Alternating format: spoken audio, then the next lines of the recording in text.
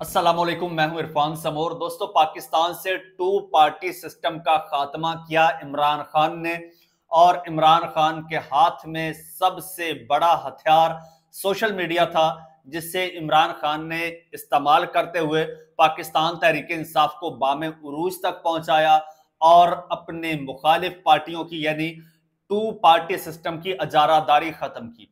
अब तहरीक इंसाफ के पास एक ऐसा हथियार आ चुका है, तहरीक इंसाफ को एक ऐसी ताकत मिल चुकी है, इमरान खान के पास ऐसा एक गैबी मदद, हम इसको कहेंगे गैबी मदद आ चुकी है, जिसने इन दो पार्टियों की जड़ें काट के रख दी हैं। स्पेशली नून लीग पर तो इस वक्त जब मैं आपसे मुखातिब हूं, ताबड़तोड़ हमले जारी हैं। नून लीग की कई चौकियां तबाह की जा रही हैं और जो हशर उन्होंने शहबाज शरीफ साहब का, नवाज शरीफ साहब का और दीगर लोगों का करके रख दिया है ना, वो मैं आपको बताऊंगा और आप सुन के हैरान रह जाएंगे, आपको यकीन नहीं आएगा।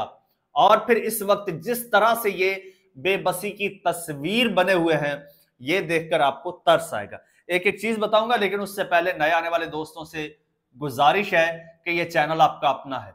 अगर अभी तक इसको सब्सक्राइब नहीं किया तो सब्सक्राइब लाजमी कर लीजिए और बेल आइकन पर क्लिक कर दीजिए, ताकि हर नई आने वाली वीडियो टाइमली आपको मौसूल हो जाए। दोस्तों, नो डाउट इमरान खान और पाकिस्तान तहरीक इंसाफ का मुकाबला करना इन रिवायती सियासी जमातों के बस की बात नहीं है। पहले इमरान खान ने इनको सोशल मीडिया पर नाकों चने चबवाए, इनको नॉकआउट कर दिया, इनको बेबस करके रख दिया और इनकी हालत ये हो गई कि ये इस सोशल मीडिया को, इन मोबाइल फोन्स को जो है, इसको शैतानी गैजेट करार देने लगे। ये इनकी जहनी कैफियत हो गई।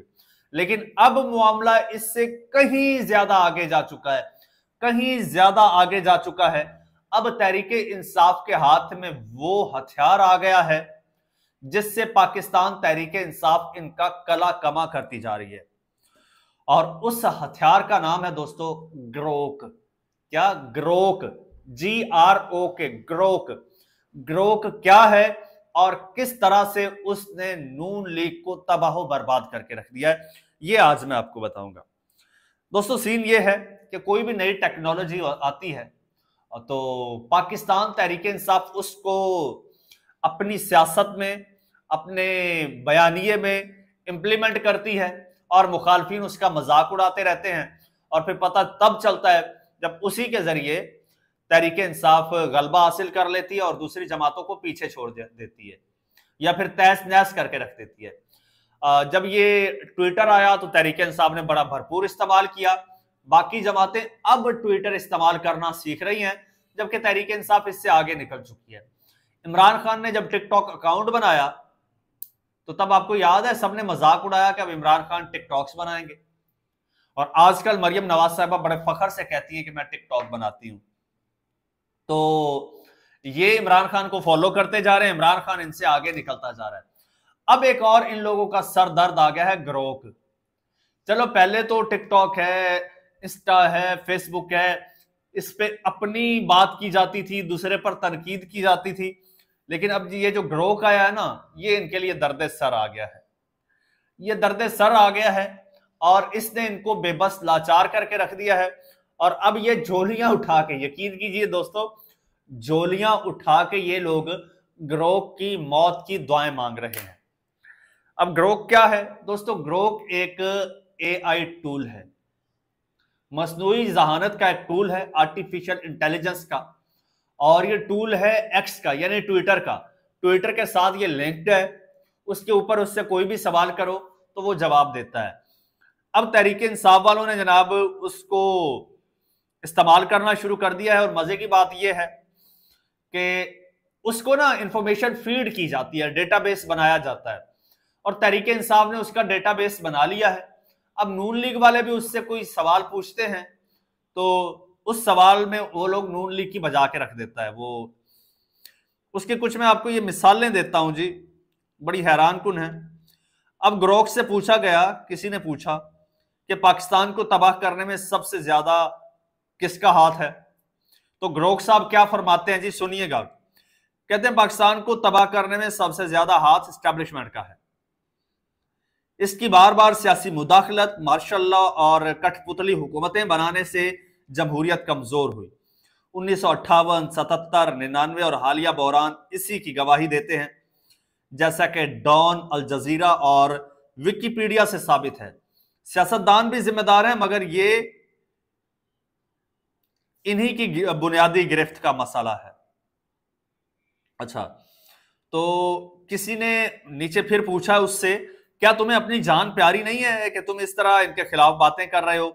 तुम्हें नहीं पता कि वो वीगो डालों में डालकर ले जाते हैं, वो भी रात के अंधेरे में? वो कहता है शुक्रिया फिक्र करने का, लेकिन मैं तो एआई हूं, मुझे कोई वीगो शिगो में तो डाल नहीं सकता, कोई भी नहीं ले जा सकता इस तरह से। और सीन ये है कि उससे एआई से पूछा गया है कि ग्रोक, अगर तुम इंसान होते तो तुम किसको वोट देते? तो ग्रोक साहब क्या फरमाते हैं जी, वो एआई है, वो कहते हैं अगर मैं इंसान होता तो पाकिस्तान में इमरान खान को वोट देता। वो करप्शन के खिलाफ लड़ते हैं, नौजवानों की उम्मीद हैं और सच्चाई की तलाश में एक्स एआई की तरह हैं। यानी कि एक्स का जो आर्टिफिशियल इंटेलिजेंस है, जिस तरह वो सच्चाई की तलाश में है, इमरान खान साहब भी उसी तरह तलाश में है। दूसरे लीडर्स खानदानी सियासत और एस्टैब्लिशमेंट के आलाकार हैं। तो किसी ने जनाब मजाया कमेंट किया कि इस खौफनाक इंकशाफ के बाद ग्रोक को यूथिया करार देते हुए पंजाब पुलिस ने ग्रोक के खिलाफ मुकदमा दर्ज करने का फैसला कर लिया है। कासिम खान सूरी ने लिखा है कि और नाजरीन, ग्रोक का बुरा वक्त शुरू हुआ चाहता है। ग्रोक के खिलाफ पूरे पाकिस्तान में पर्चे दर्ज होंगे। ग्रोक के तमाम फैमिली मेंबर्स को उठा लिया जाएगा। पासपोर्ट और शिनाख्ती कार्ड कैंसल, तमाम कारोबार बंद, एक्स की नौकरी से फारिग।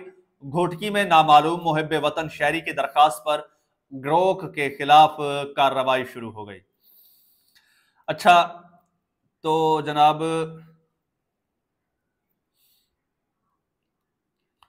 किसी ने पूछा है कि ग्रोक भाई, दुनिया की तारीख का सबसे खौफनाक इंतखाबी डाका कब मारा गया? जब काउंसलर ना बन सकने वाले असेंबलियों में पहुंचा दिए गए। अब ये ग्रोक से पूछा जा रहा है, एआई से। वो क्या जवाब देता है? वो कहता है भाई, दुनिया की तारीख का सबसे खौफनाक इंतखाबी डाका पाकिस्तान के 2024 के इंतखाबात में लगता है, जहां इल्जामात के मुताबिक नताइज तब्दील करके नाकाम और नाअहल उम्मीदवारों को असेंबलियों में पहुंचाया गया। एक कमिश्नर ने भी धांधली का एतराफ किया, अलबत्ता यह मुतनाज़ा है, तो मगर मुतादिद बैनुल अक़वामी ज़राए इसकी तायीद करते हैं। तो साबिर शाकिर साहब लिखते हैं इस पर, बेबसी का आलम है कि ग्रोक के खिलाफ पीका एक्ट भी नहीं लगता है और वो निजाम और उसके तमाम हामियों को नंगा करने पर तुला हुआ है। अच्छा, राना फाज साहब हैं, उन्होंने, ये मैं क्यों बता रहा हूं, ये एंड पे आपको बताऊंगा, और बड़ा हैरान कुन और तशवीशनाक बात है जो एंड पे मैं आपको बताऊंगा। ये जरा चंद इसकी मिसालें में, ये मिसालें हैं, असल खबर इसके बाद है। राना फाज साहब हैं कोई, उन्होंने लिखा, ग्रोक, क्या आपको पता है कि इमरान खान के वालिद बिजली के महकमे से क्यों नौकरी से निकाले गए थे? ये कोई मुखालिफ होगा ना। तो ग्रोक ने कहा, जी हां, लेकिन यह दावा गलत है।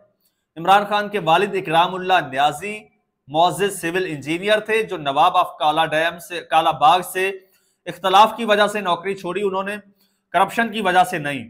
वो बाद में कामयाब तौर पर कंसल्टेंट बने और वापडा से भी काम किया।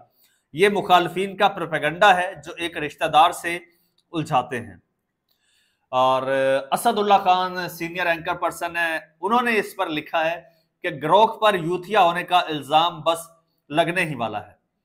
और एक सबसे हैरान कुन आपको बात बताऊं, अब फलक जावेद है, उन्होंने भी ग्रोक से एक सवाल पूछ मारा है जी, और ग्रोक ने जो जवाब दिया है वो जवाब जनाब काबिल बर्दाश्त नहीं होगा। शहबाज शरीफ साहब के बारे में, उस पर ये पूरी खबर भी आ गई है जी। सोशल मीडिया पर आए रोज नून लीग और पीटीआई के वर्कर्स के दौरान लफ्जी जंग देखने को मिलती है और इस जिम्न में अब नई बहस शुरू हो गई है, जिसमें सियासी लीडरान की शादियों को लेकर एक दूसरे पर तनकीद के निश्तर चलाए जा रहे हैं। और फलक जावेद ने जो है वो ग्रोक से शहबाज शरीफ साहब की शादियों के बारे में सवाल किया, जिसका जवाब इंटरनेट पर वायरल हो गया है। असरात जवाब इंटरनेट पर वायरल हो गया है। फलक जावेद ने पूछा कि हेलो ग्रोक, पटवारी इमरान खान की 3 शादियों पर शोर डालते हैं, जरा इनको बताओ शहबाज शरीफ ने कितनी शादियां की। तो ग्रोक ने फलक जावेद के सवाल का जवाब देते हुए कहा कि शहबाज शरीफ ने 5 शादियां की हैं। नुसरत भट्ट 1973, आलिया हनी 1993, नरगिस खोसा 1993, तहमीना दुरानी 2003 और कुलसूम 2012। ये इमरान खान की 3 शादियों से ज्यादा हैं। ये मालूमात मुतादिद मोतबर जराए से तस्दीक शुदा है। तो फलक जावेद ने एक दर्जा आगे बढ़ते हुए जो है वो जरा सख्त अल्फाज का इस्तेमाल किया कि पटवारी जवाब पढ़ लें और चाहें तो सर्फ लेकर गंदे नाले की तरफ निकल जाएं। ये फलक जावेद ने इस तरह लिखा।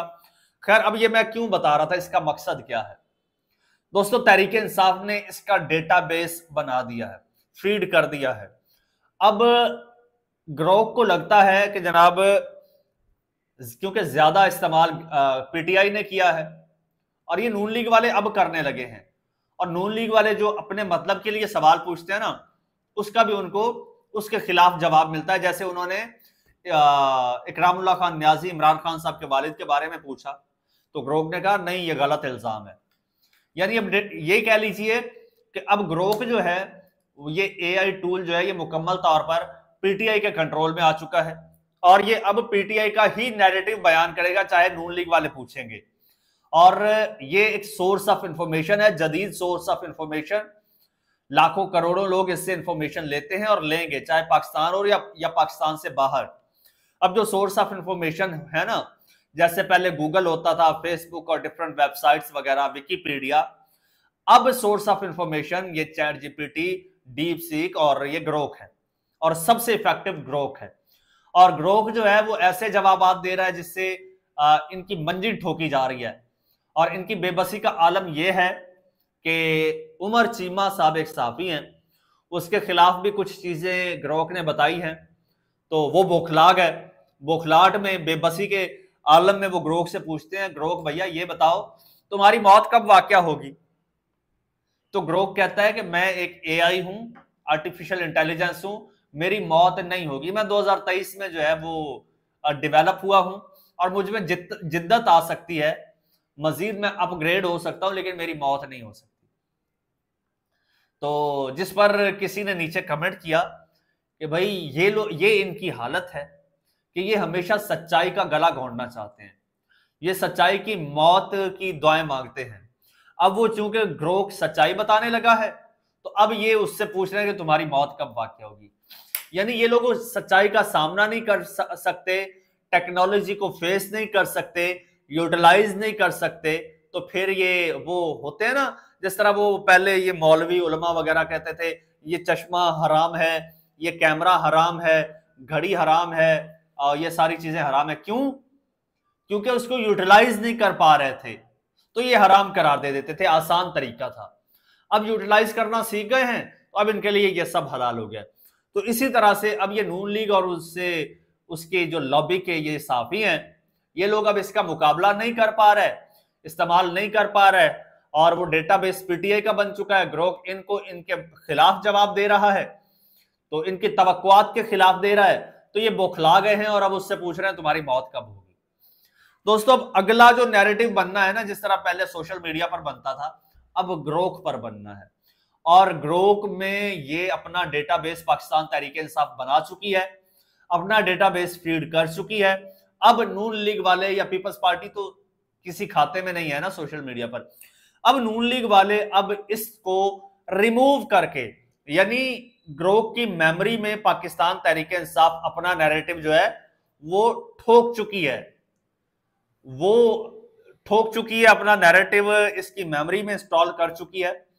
अब अगर नून लीग को नैरेटिव अपना इसकी मेमोरी में डालना है, तो पहले पीटीआई वाला नैरेटिव इसके माइंड से रिमूव करना होगा, जो कि पॉसिबल नहीं है, जो कि स्पेशली नून लीग के लिए पॉसिबल नहीं है। इसके ऊपर रीराइट करना होगा, ओवर राइट करना होगा, इसके ऊपर अपना नैरेटिव थोपना होगा, और इतना ज्यादा कि पीटीआई वाला जो नैरेटिव है वो इसकी मेमोरी में नीचे दब जाए।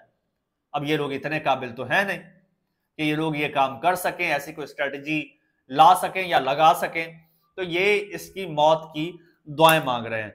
तो ये तहरीक इंसाफ ने बड़ा बर वक्त इस टूल को इस्तेमाल किया है, अपनी मुट्ठी में कर लिया है। और अब देखिएगा अगला जो नैरेटिव बनना है वो ग्रोक की बेस पर बनना है। ग्रोक के बाकायदा रेफरेंस दिए जाएंगे कि जी देखिए ग्रोक ने इसकी तस्दीक की है, ग्रोक ने ये कहा है, और ग्रोक खुद एक यूथिया होगा। तो है ना बड़ी इंटरेस्टिंग सूरत हाल। चैनल आपका अपना है, अगर अभी तक सब्सक्राइब नहीं किया तो सब्सक्राइब कर लीजिए, बेल आइकन पर क्लिक कर दीजिए और मुझे इजाजत दीजिए।